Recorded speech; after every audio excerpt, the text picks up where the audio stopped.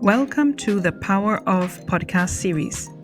In our collection, we dive into critical, thought-provoking, and contemporary content to stimulate debate and dialogue, all with the aim of driving gender equality in global health. I'm Joanna Riha, a research fellow within the Gender and Health Hub at the United Nations University International Institute for Global Health, based in Kuala Lumpur, Malaysia. In this episode, we continue with the theme of the power of feminist civil society. In the previous episode, we heard from Carla Berdichevsky-Feldman and Rafaela Schiavon about a very concrete example of feminist civil society effectively working with the Ministry of Health in Mexico to develop a national strategy which ensured more gender equitable access to COVID-19 vaccinations through the inclusion of pregnant women. In this episode, we turn back to the field of violence against women and hear from two long-standing experts and advocates on the need to rebuild connections between feminist civil society actors and those in the health space as the field of violence against women has progressed. We also explore the transferable insights for those working in other health areas. The two guests joining us today are Tina Musuya, a feminist and the executive director of Center for Domestic Violence Prevention in Uganda. Tina has 16 years of experience working with communities, police, civil society, local government, and policymakers to prevent violence against women in Uganda. Our second guest, Lori Heisey, has over 30 years of experience working in areas of gender equality, social change, and women's health, first as an activist practitioner and later as a researcher. She is currently a professor of gender violence and health at the Johns Hopkins Bloomberg School of Public Health and also serves as the co-founder and the technical director of the Prevention Collaborative. Tina and Lori, thank you so much for joining us. I'm really excited about this conversation. I wanted to start off by asking you, in the field of prevention of violence against women, feminist civil society actors have played a very long-standing and quite a critical role in designing breakthrough innovations in programming, but also very much shaping the terms of ethical research, policy, and funding. And increasingly, we're hearing of tensions between different actors in the health space, sidelining perhaps the feminist civil society actors. And I wondered if you could tell us, do you think this tension is building up? Is it actually building up? If so, why now, and some of the reasons behind it? So I think I'm really liking this conversation. Over the years, I think feminists and women rights organizations have been doing this work, coming from their deep convictions that things must change. And they've done this work with and without resources. And now when a lot seems clear in terms of what is the problem, how can we work around it? Because the feminists have figured out the how and how to do it well. So many actors have come on board, which is a good thing to happen. And now when they came in, there's a good side to it, and then the difficult side to it. And those are the tensions that we are talking about. And the tensions manifest in the following ways. One is, much as the feminists, have been innovative and have been doing this work for a very long time, a lot of their work has been, in many ways, hijacked, for lack of a good word. And hijacked in the following ways. One, after they've figured out the what and how, so many actors have taken over the space in terms of, sidelining the efforts of the feminist work. And, like, for example, when research comes and the funding comes, the women rights organizations who have been doing this work for a very long time, their voices are sidelined. They are not listened to. They've not always been part of the agenda setting.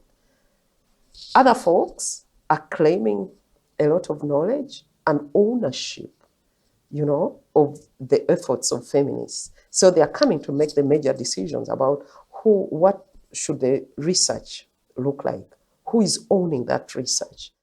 And then secondly, so the whole bit of research, who is setting the agenda, and what are we taking as evidence? I think that is a point of contest. And then again, when other actors come in and then they are taking leadership as the champions, champions? I freak out. Champions? How can you be champions when you've just come in? And are you being champions because you're only saying right words? Why are we not giving the titles of champions to the ones who have actually led this work? So all those, because then now when we call certain groups champions, again, we are reinforcing the inequality between the women rights organizations. We are taking their work for granted. That's also another point of contention. Then again, when it comes to resourcing the work, when we say resourcing the work, is how much investment are we putting in these women, these feminists organizing? You'll be shocked to see that the same stereotype that thinks that women must be volunteers is informing the investment.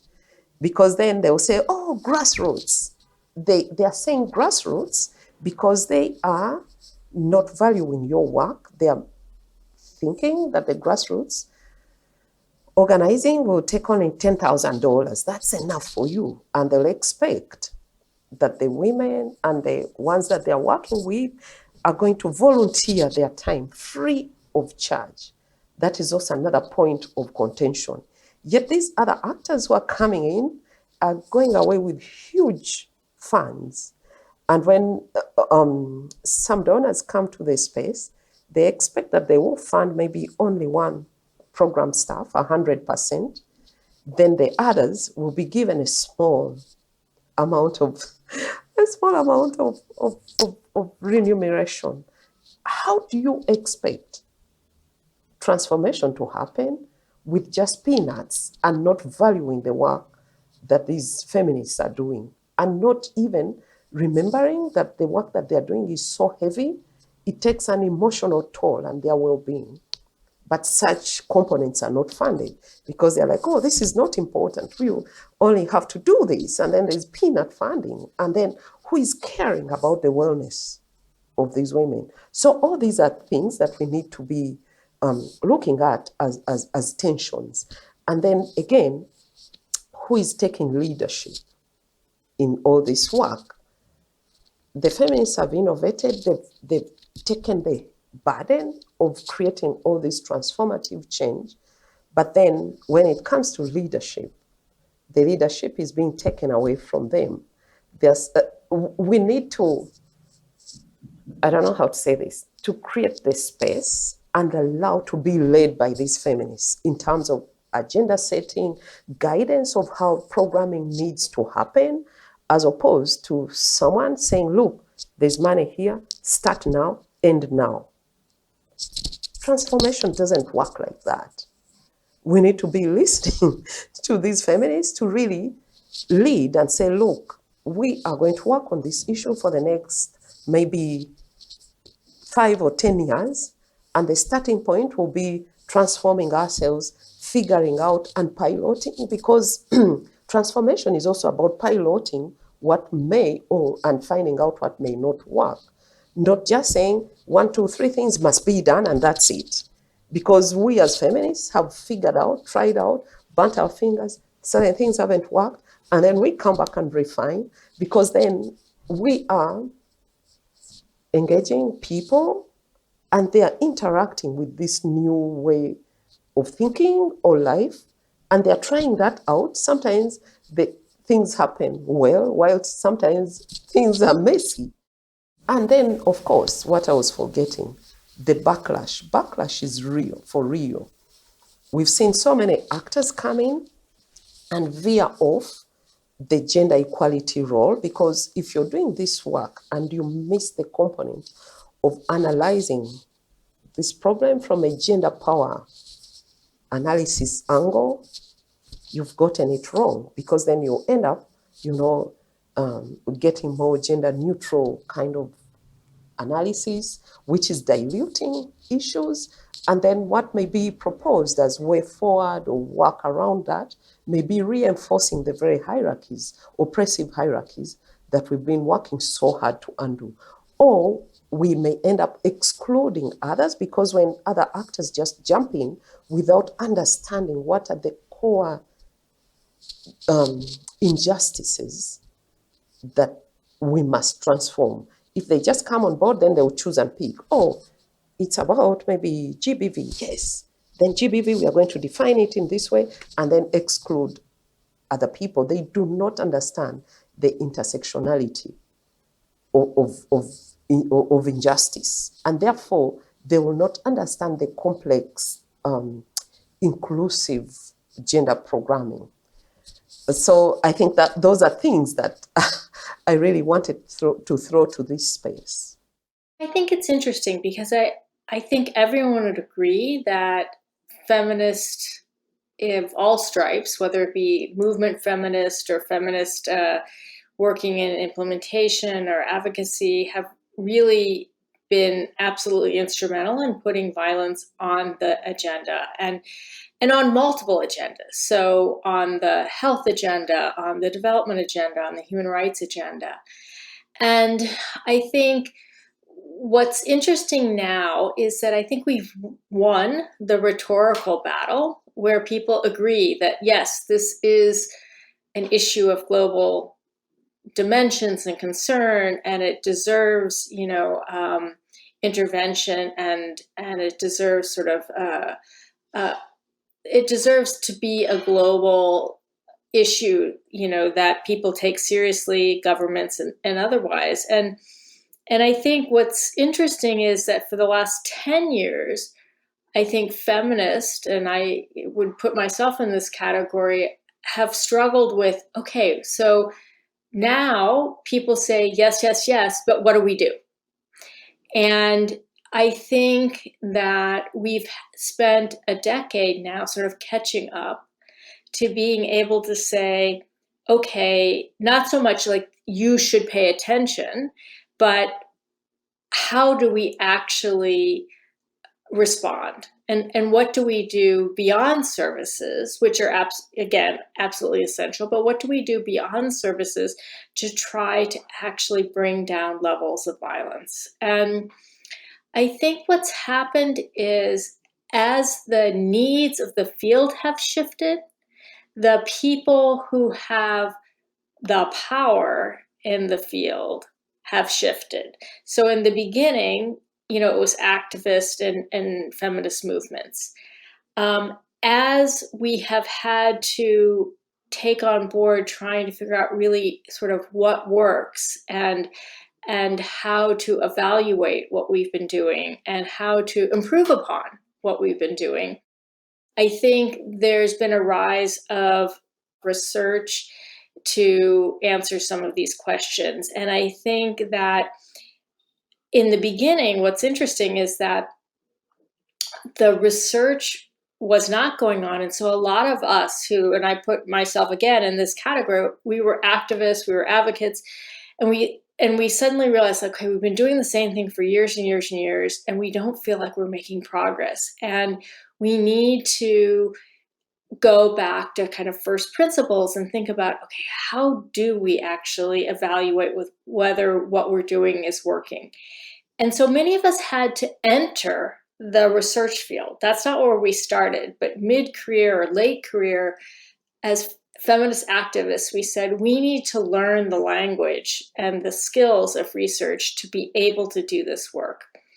And so the first generation, I think, of feminist research on violence against women was really very much informed by people who retooled, who came from the movement and went back to school. I mean, I got a PhD at 50, went back to school to have that skill set to be able to engage.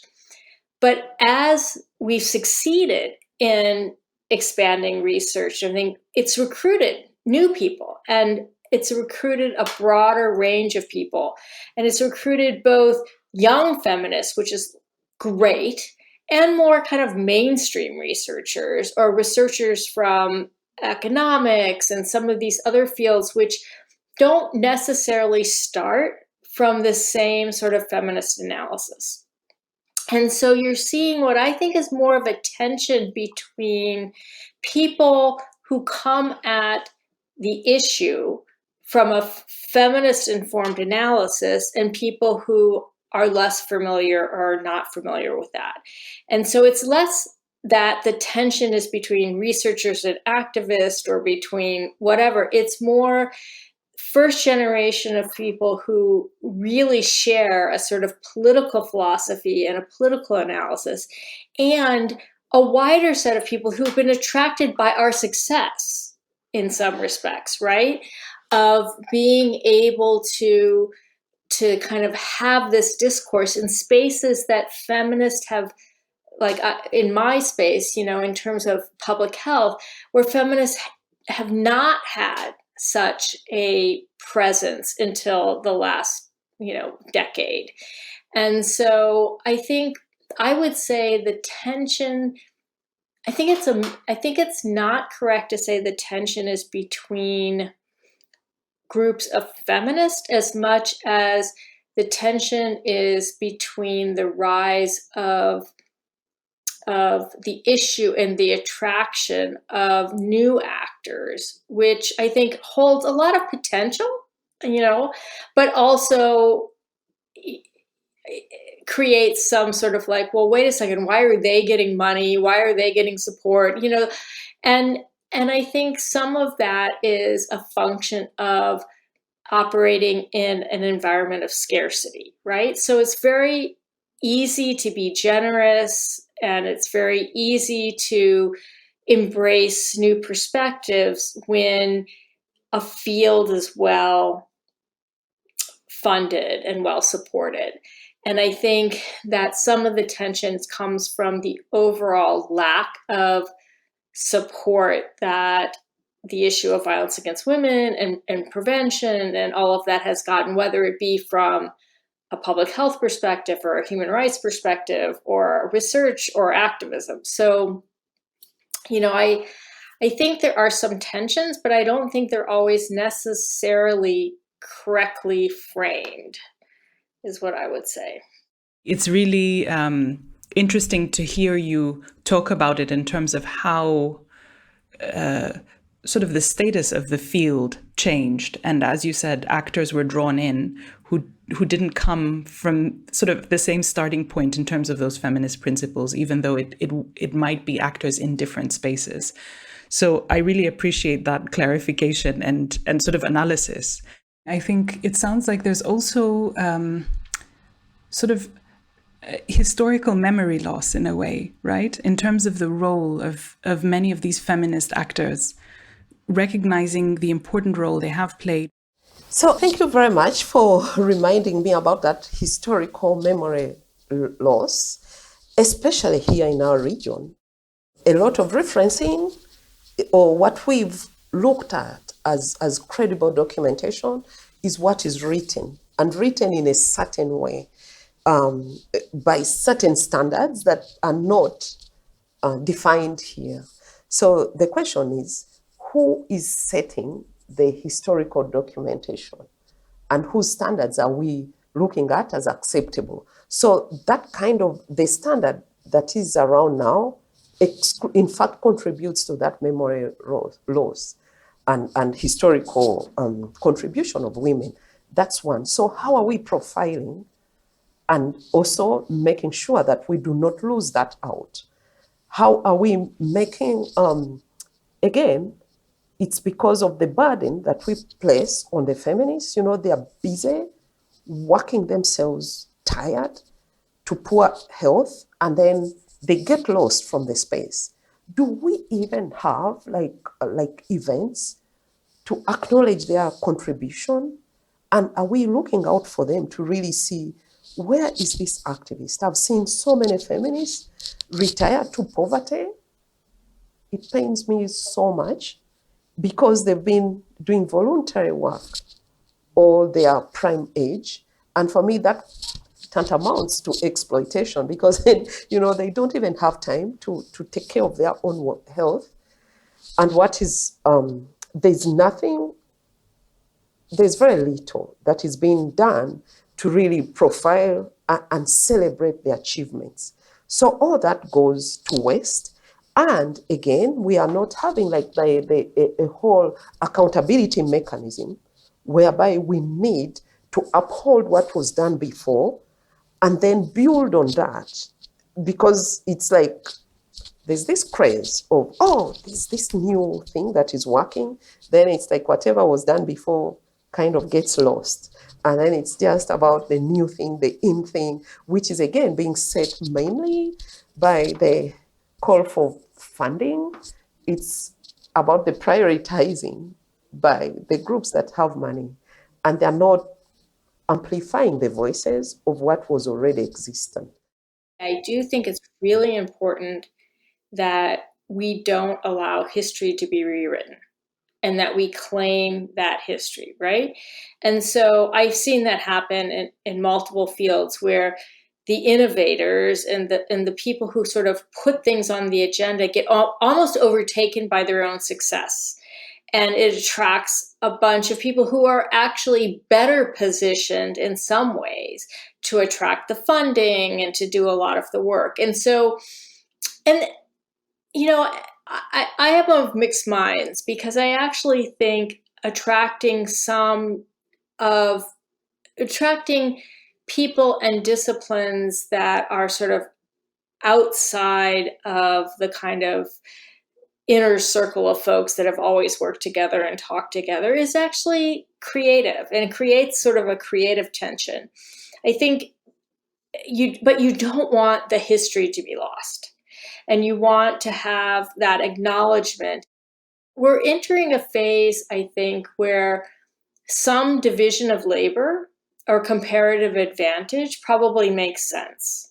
So in the early days, everyone had to do everything. And there just weren't enough people. There wasn't enough analysis. It was it was not recognized as a human rights issue. It wasn't recognized as a health issue. It didn't have a place for discussion in sexual and reproductive health and rights. Once you win that battle, which I think we have, then you start to have a bigger agenda, right? Because it's not just the advocacy agenda, it's the how-to agenda, and it's the why, and it's the political mobilization for funding for programs as well as advocacy. And so I think right now I see the challenge as being one where how do we keep the different strands of feminist work in conversation with each other? So I do think, there's feminist work going on in research. There's feminist work going on at the community level in terms of practice-based implementation and knowledge generation. There's the advocacy and the changing the discourse, changing the frame, the critique, feminist critique and analysis of all of the issues, whether that be COVID or violence or how COVID affects violence. All of those things are important. And groups and individuals are differently placed in terms of the way that they can contribute to the larger political project. If I can ask, what are some concrete steps that you think can be taken by different partners in the prevention space? Given these tensions, given how things are moving, how can these partnerships with feminist civil society organizations be more meaningfully rebuilt and in a more sustainable way? I think one of the things that I see happening now, which I would like to figure out ways to rectify, is that we are no longer as in conversation. So the people who are the movement people are not in conversation with the people generating some of the evidence. Let's say you are an organization that works on law reform. if you work on law reform, there's a range of things that you can be doing. And traditionally in the violence field, those folks have tended to work on domestic violence laws and criminalizing domestic violence.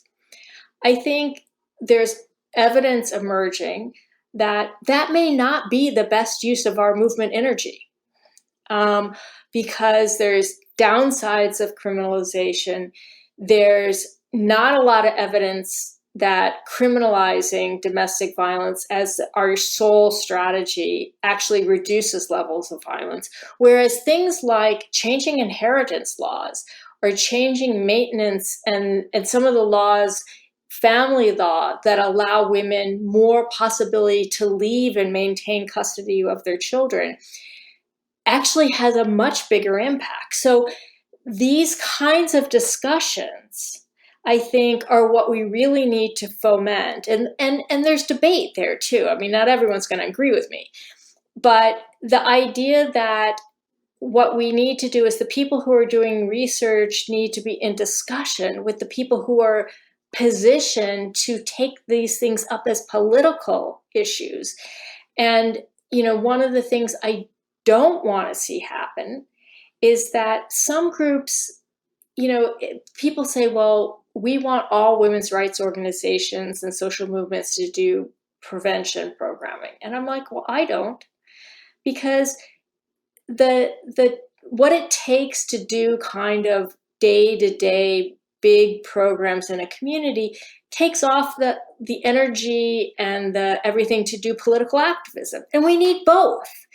And so it's what we need is a better coordinated strategy together towards a mutual end, rather than everyone trying to do everything.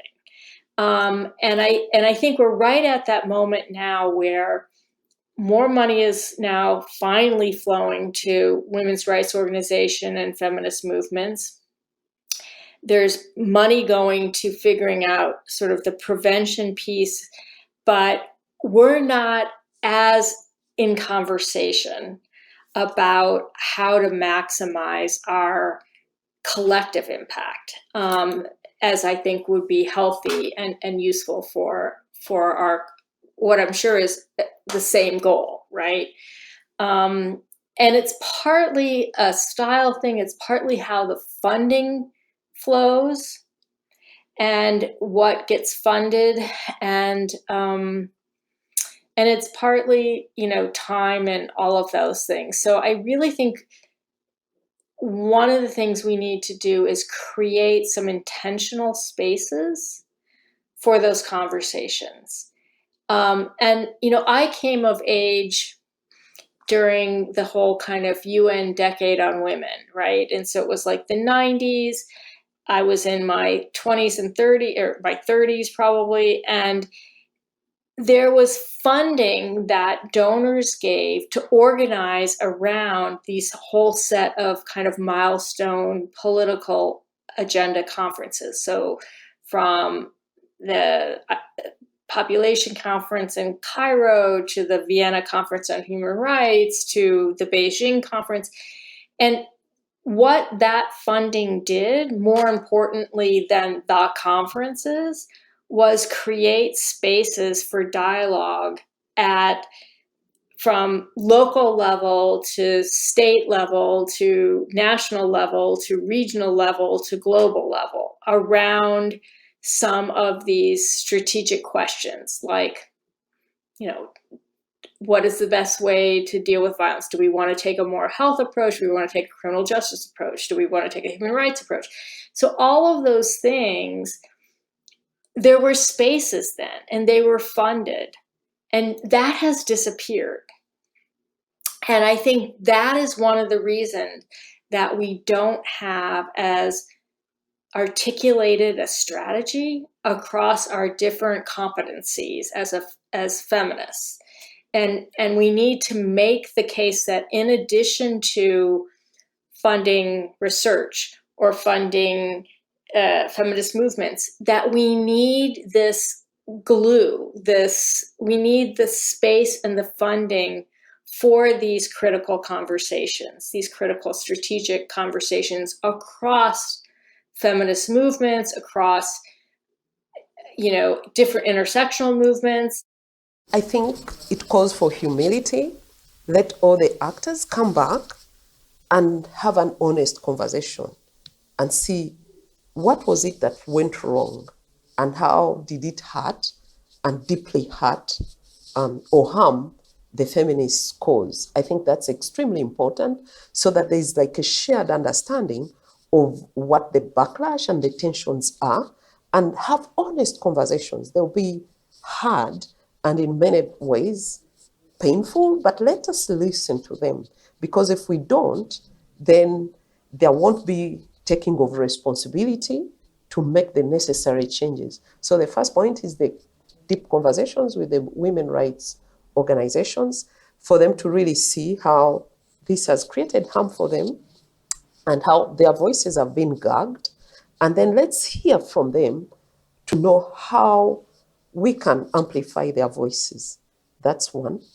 Then again, how do we get these feminists into the spaces of agenda setting and prioritization so that we hear from them all categories of feminists, because all women across the clusters, we need to know how are they coming to the table, how are their issues being listened to, how can we be led by them in terms of, yes, there's a bunch of donors here, researchers here, and practitioners here.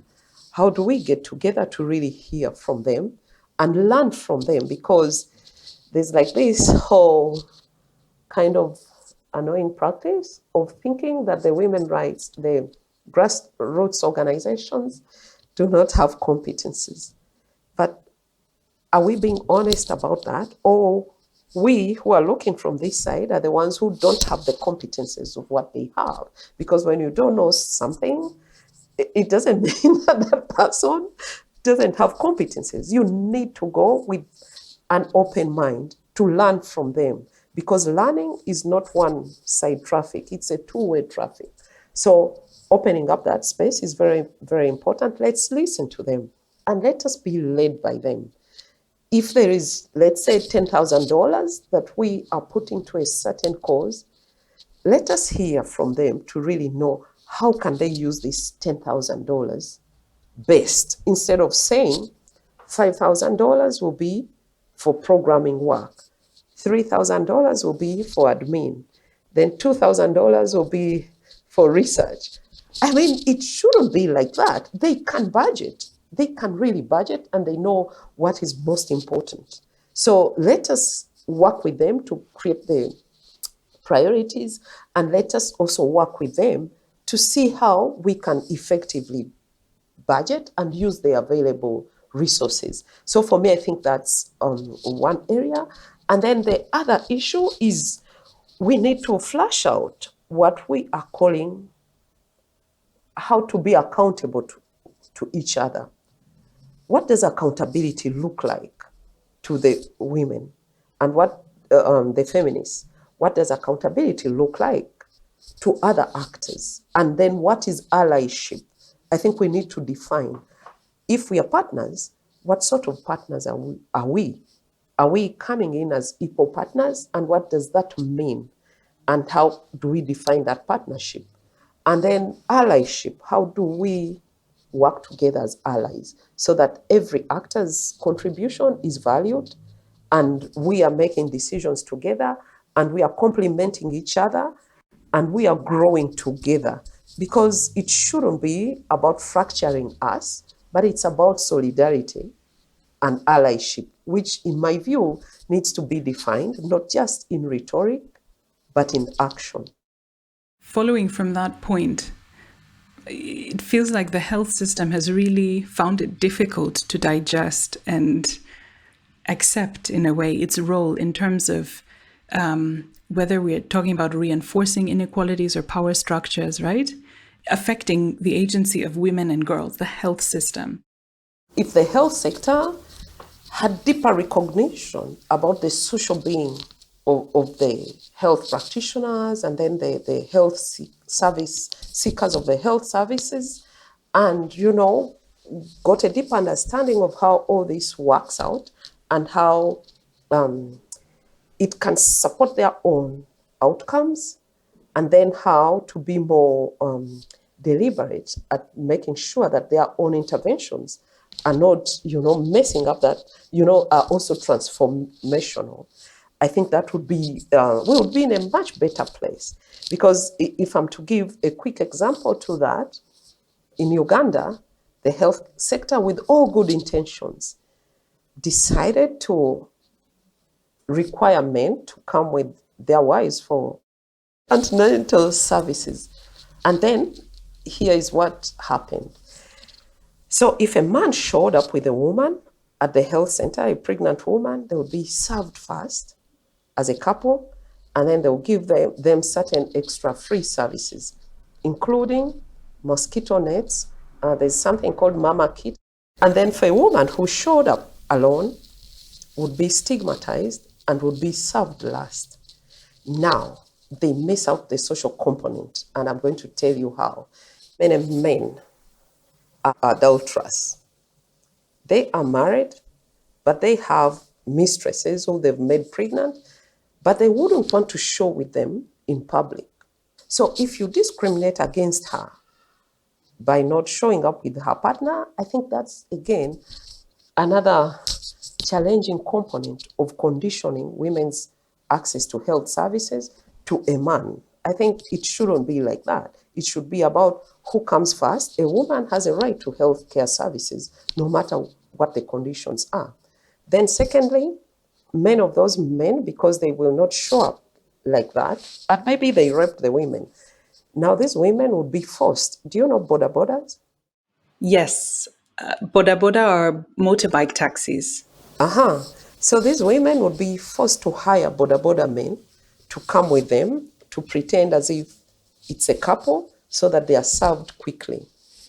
Now, that woman would be in problems because this boda man will, at a certain point, start to ask for sexual favors because he stood in for her. Then secondly, the one who is responsible for the pregnancy will be told by the other neighbors and friends that, oh, you know what?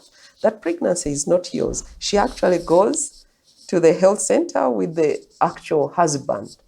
And then that's going to result into lots of violence, beatings, and, refusal to provide and denying of the pregnancy. And a lot of other related issues. I mean, the border man will be exposed to see the medical details of this woman who is not the partner. So where is the whole issue of confidentiality? And that's where we say if the interventions of the health could combine with, all these gender hidden issues, which is mainly the social aspect of the human being that feminists are very well in the know of, a lot of interventions would be done better, because in this way, rather than require the men to come first, we would first engage them and transform them and let them know the importance of coming, so that women are not punished for being, the vulnerable ones here. That's a very powerful example, Tina. Thank you. I'm conscious of time, and I wanted to ask you one final question, if I can. With our broader audience in mind, and I think a lot of the things you've touched on actually are transferable, but I wondered if we're looking to make links, with different health areas and thinking about, like I mentioned, the health system more broadly.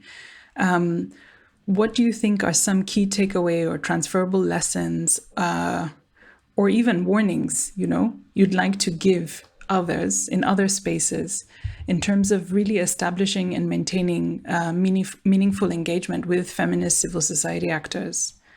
I think one of the challenges that we face right now as a feminist movement on a variety of issues is what it takes to actually take something from putting something on the agenda to figuring out the details of how something can be achieved and evaluated and implemented requires a different set of skills. And often it requires engaging with folks who don't necessarily agree with you and who may have a lot more power than you. And I think that I think one of the things that we did well in the violence movement is people recognized that they needed to retool, that the same skill set that we brought to putting things on an agenda was not going to take us to the next step. And that we needed to create, and even if it wasn't just us, that now, I'm 60 years old, and I think there's a whole generation of young women who are coming of age where the kind of research on violence that we pioneered is just second nature to them. And the kind of, there's now courses and you can get degrees in it and all that kind of stuff. That's success, and we should own that, and we should turn over that power. But I think we can't just assume that you can always stand on the outside, that the same strategies that serve you when an issue is not being recognized and you're trying to create space are not the ones that will take you the next phase. And I think there's some discomfort with that at times, because it suddenly means that you're sort of playing with the people. It's more of an insider strategy than an outsider strategy. And some people are more comfortable with that, and some people shouldn't, and they should stay outside, because you need those people too. I think the whole component of listening and being inclusive, especially listening to women and girls, and also being inclusive to have all women represented, because women are not homogeneous. There are different groups of women, whether they are identify or whatever identities that they are all, in terms of religion, race, ethnicity, their sexual orientation, whether they come from the disability group, they all need to be listened to, because they come with their life experiences and they experience vulnerabilities from different angles. So we cannot assume that if we have a certain group of women, it's representative. I think we shall be excluding. We need to be inclusive, and we have to be deliberate at that. And we must listen to them, because they know their experiences better. So inclusive and listening is something that must be repeatedly done, not once. And we mustn't tire about that if we really want to transform. Then let us be led. But let us be led by these women and girls, because again, if we do not create the space to be led by these women, we shall be falling back into the trap of, creating the very hierarchies of oppression that we are trying to deconstruct. Feminist leadership is not about creating hierarchies. It's about us doing it together for the good of everyone. It's about deconstructing oppressive hierarchies. And women have been doing this for a very long time, and we are open. And we would like to bring an alternative way of living that is empowering for everyone and not leaving anyone behind. I hope you've enjoyed this mini-series on the power of feminist civil society. If you haven't already, do visit the Gender and Health Hub website, where you can find the think piece authored by Jessica Horn that kicked off conversations for this mini-series. Our website URL is www.genderhealthhub.org, or you can visit the UNU IIGH website, which is www.iigh.unu.edu.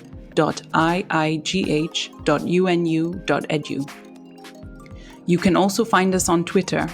Our Twitter handle is @UNU_IIGH, or the Gender and Health Hub Twitter handle, which is @GenderHealthHub. And don't forget to send us your feedback and suggestions by email as well. Our email address is iigh-info@unu.edu. We will be kicking off the next mini-series in the new year, so do stay tuned. Thank you so much once again for listening. This is a podcast recording by the United Nations University International Institute for Global Health. The views expressed are those of the speakers only.